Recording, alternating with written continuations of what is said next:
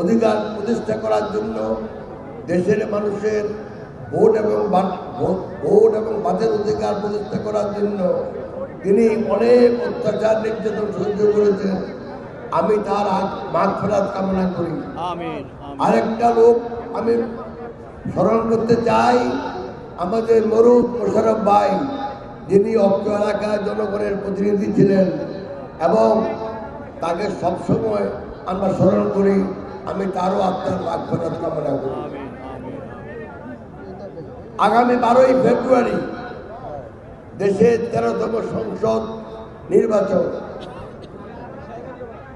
আপনারা মনে রাখতে হবে, আমার ভাই এবং বন্ধু হিসাবে, এই নির্বাচন বাংলাদেশের ইতিহাসে, এই 52 বছরের ইতিহাসে সবচেয়ে একটা গুরুত্বপূর্ণ নির্বাচন। এই নির্বাচন ঠিক করবে বাংলাদেশ কোন দিকে যাবে, কারা বাংলাদেশকে পরিচালনা করবে। বাংলাদেশ কি অর্থনৈতিক সমৃদ্ধির দিকে এগিয়ে যাবে, অর্থনৈতিক উন্নয়নের দিকে এগিয়ে যাবে, সামাজিক সম্প্রীতির দিকে এগিয়ে যাবে, নাকি বাংলাদেশ নিজের সার্বভৌমত্ব হারিয়ে মারামারি কাটাকাটির দিকে এগিয়ে যাবে। বাংলাদেশ একটা ছোট দেশ, এই দেশের জনসংখ্যা পৃথিবীর সবচেয়ে ঘনবসতিপূর্ণ। অতএব যদি আমরা আমাদের তরুণ জন্মের ভবিষ্যৎ চাই, তাহলে অবশ্যই আমাদের মনে রাখতে হবে যে এই দেশকে পরিচালনা করতে হবে অভিজ্ঞতা সম্পন্ন ব্যক্তিদের দিয়ে, অভিজ্ঞতা সম্পন্ন দল নিয়ে। আমার চাটা নিয়ে আছে, কারণ বাংলাদেশ যদি সঠিকভাবে পরিচালিত না হয়, তাহলে আমাদের তরুণ জন্মের ভবিষ্যৎ অন্ধকার। অতএব আপনাদের কাছে আমার বিনীত অনুরোধ থাকবে, আগামী 12ই ফেব্রুয়ারি আপনারা দয়া করে ধানের শীষ মার্কায় যদি একটা ভোট দেন, তাহলে আমি মনে করি বাংলাদেশ সঠিক পথে যাবে এবং সঠিক নেতৃত্ব দ্বারা পরিচালিত হবে। আপনারা দেখেছেন আমাদের দলের সম্মানিত চেয়ারম্যান জনাব তারেক রহমান সাহেব গত 1 মাস ধরে বিভিন্ন জায়গায় অনেক কথা বলেছেন। ওনার কথার মাধ্যমে প্রমাণিত যে তিনি বাংলাদেশে একমাত্র সঠিক পথে পরিচালিত করতে পারবেন ভবিষ্যতে।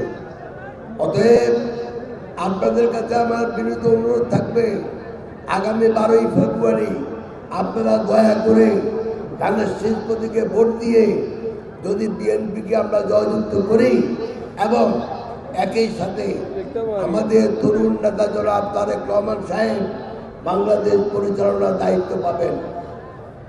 একমাত্র এই মুহূর্তে জনাব তারেক রহমান ছাড়া অন্য কারো হাতে বাংলাদেশ নিরাপদ নয়।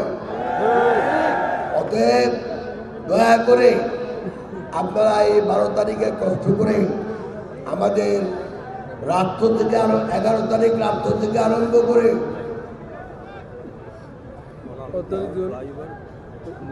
আপনারা দয়া করে দেখবেন যে 11 তারিখ রাত্র থেকেই যে কেন্দ্র পাহারা দিবেন, যেন কোনো অপশক্তি কোনোভাবেই আমাদের ভোটের অধিকার হরণ করতে না পারে।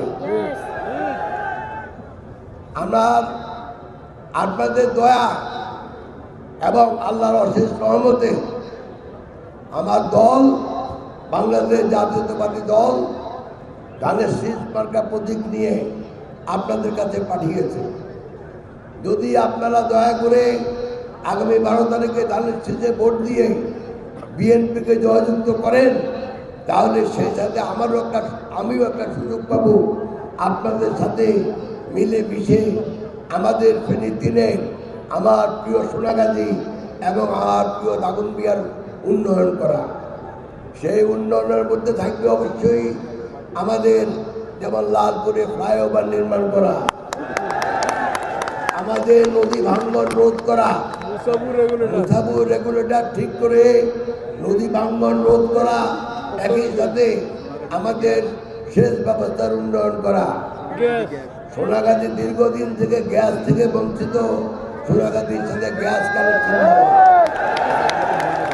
সোনাগাজী আমাদের যে কলেজ আছে সেটাকে আরো উন্নত করা, যাতে করে সেখানে মাস্টার ডিগ্রিও দেওয়া যায়। দুই, অনেকের দাবি সোনাগাজীতে একটা মহিলা কলেজ করা।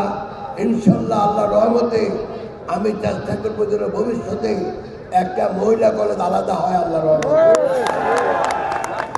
এছাড়া আমাদের শিক্ষা ব্যবস্থার মান উন্নয়ন করা, আমাদের কৃষিকাজের উৎপাদনশীলতা বাড়ানো, আমাদের স্বাস্থ্যসেবার মান উন্নয়ন করা। শুধু বিল্ডিং থাকলেই স্বাস্থ্যসেবা পাওয়া যায় না। অতএব আপনাদের কাছে আমি ওয়াদা করতে পারি ইনশাল্লাহ আল্লাহর রহমতে বাংলাদেশে যে 300 আসন আছে, আমাদের ফেনী 3 আসন সবচেয়ে বেশি উন্নয়ন পাবে আল্লাহর রহমতে। সবচেয়ে বড় কথা, আজকে আমরা আপনাদের সামনে দাঁড়িয়ে আমার একটাই কথা, আমরা সবাই মিলে বাংলাদেশকে কোনোভাবেই তরুণ প্রজন্মের সাথে আমরা হানাহানি মারামারির দিকে নিতে চাই না। আমরা চাই বাংলাদেশের অর্থনৈতিক সমৃদ্ধি নিয়ে করে বাংলাদেশের মানুষের জীবনমান উন্নয়ন করা। সেটা একমাত্র সম্ভব, আমি আগেই বলেছি, আমাদের দলের সম্মানিত চেয়ারম্যান জনাব তারেক রহমান সাহেবের পক্ষে। আমরা অত্যন্ত হ্যাপি যে এই জনাব তারেক রহমান সাহেব পৈতৃক সূত্রে যে অভিজ্ঞতা পেয়েছেন, মাতৃসূত্রে যে অভিজ্ঞতা পেয়েছেন এবং দীর্ঘদিন বিদেশে থেকে উনি যে শিক্ষা দীক্ষা নিয়ে এনেছেন, সেটাই বাংলাদেশকে উন্নয়নের পথে নিয়ে যাবে ইনশাল্লাহ। আর আমি বেশি কথা বলতে চাই না।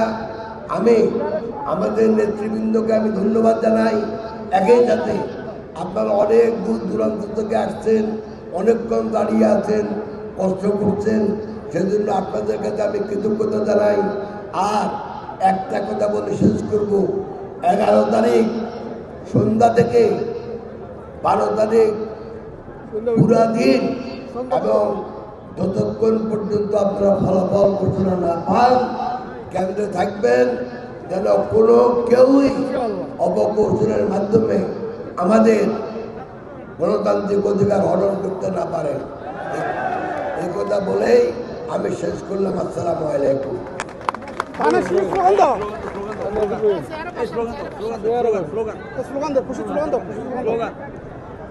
প্রিয় সমাবেশ, আশা উপস্থিত সকল নেতৃবৃন্দ।